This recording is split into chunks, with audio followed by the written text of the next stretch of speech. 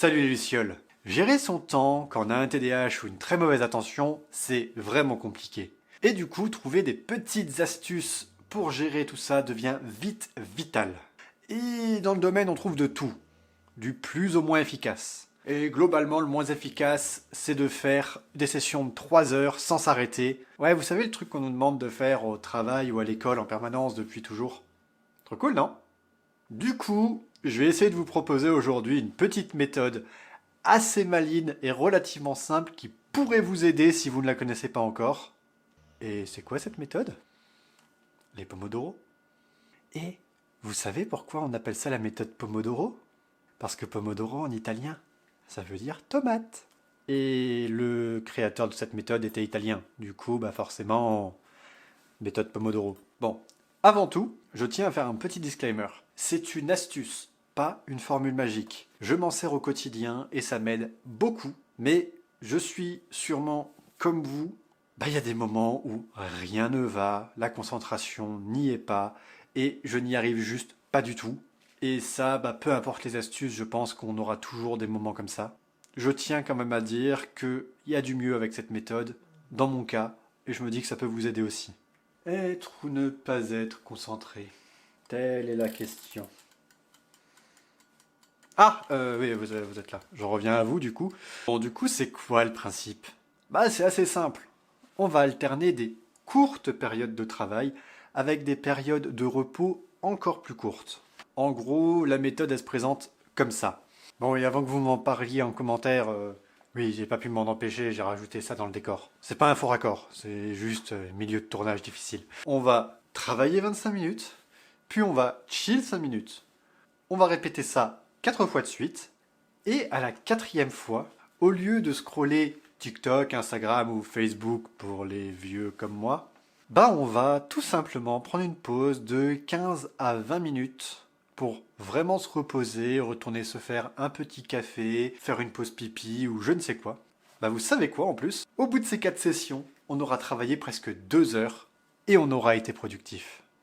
Je pense qu'il reste quelques règles à mettre en place. Parce que je vous vois là déjà vouloir passer les 25 minutes à parler à Janine à la compta ou votre cousine à Bayonne. Bon, du coup, règle numéro 1, les 25 minutes sont sacrées. Non, parce que vraiment, il y a très peu de situations où vous êtes obligé de répondre à un message en moins de 25 minutes.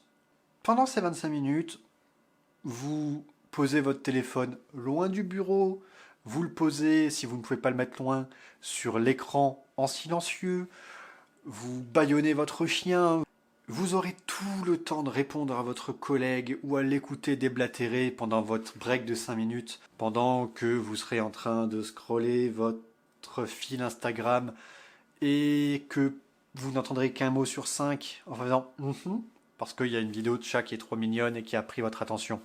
Mais votre collègue pensera que vous l'avez écouté. Ou pas.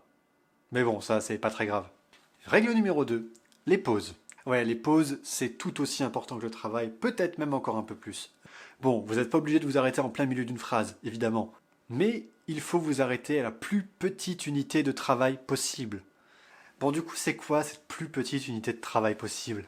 Tout simplement, c'est terminer votre phrase, ou votre paragraphe si vous étiez proche de la fin. Mettez la dernière vis de votre étagère pour éviter qu'elle se casse la gueule. Bref, la plus petite unité de travail possible, c'est tout simplement de sécuriser votre travail pour pouvoir reprendre sereinement après.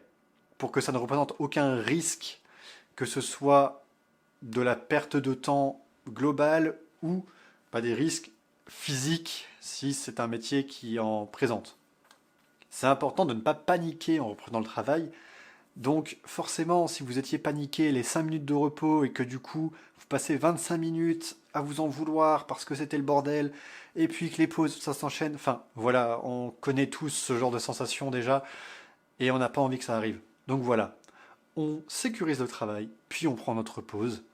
Ça peut nous faire dépasser peut-être de quelques secondes à tout casser, peut-être même 2-3 minutes. Ça peut arriver. Ça peut arriver que ce soit 2-3 minutes de décalage. C'est pas grave. Par contre, une fois que vous êtes en pause, vous êtes en pause. Respectez votre temps de pause, c'est important. Je rajouterai bien une règle numéro 3.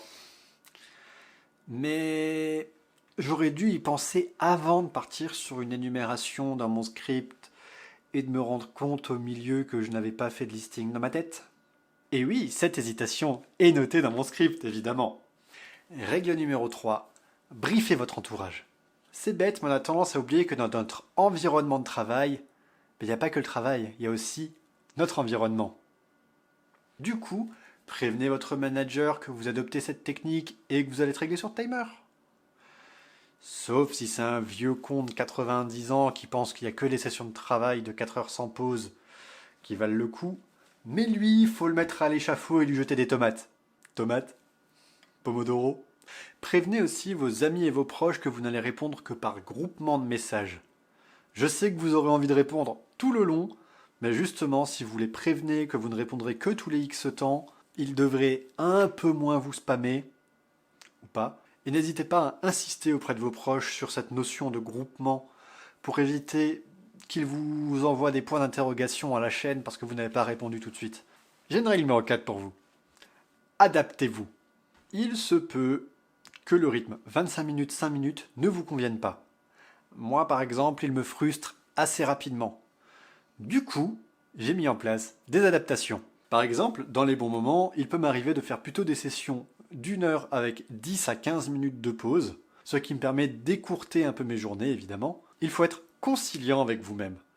Parfois, votre luciole sera tout à fait d'accord pour vous laisser faire 1 heure d'un coup. Parfois, même 25 minutes, ça sera très difficile. Méfiez-vous cependant du piège de l'adaptation. Je sais que je viens de vous dire d'être conciliant avec vous-même, mais ne le soyez pas trop non plus. Si vous décidez d'un rythme pour la journée, essayez de le tenir. Si vous commencez à changer votre rythme en cours de journée trop souvent, vous allez vous rendre compte que le problème va rester le même. Rien ne va aller et tout va repartir de zéro. Bon, du coup, il faut juste se rappeler que c'est une astuce, une méthode et pas quelque chose de miraculeux. Peut-être que ça ne marchera pas pour vous, mais s'il y avait une méthode miraculeuse, tout le monde s'en servirait avec ou sans TDAH et tout irait bien dans le meilleur des mondes. Mais avoir une méthode de travail définie, mine de rien, ça rassure un peu. Et puis bon, je sais pas vous, mais moi j'aime bien avoir un cadre auquel me raccrocher, du coup, autant essayer, non? Et évidemment, si la vidéo vous a plu, n'hésitez pas à liker, à vous abonner, ça fera grandir la chaîne, et moi je serai content. Et évidemment, on se retrouve très bientôt. Salut les lucioles!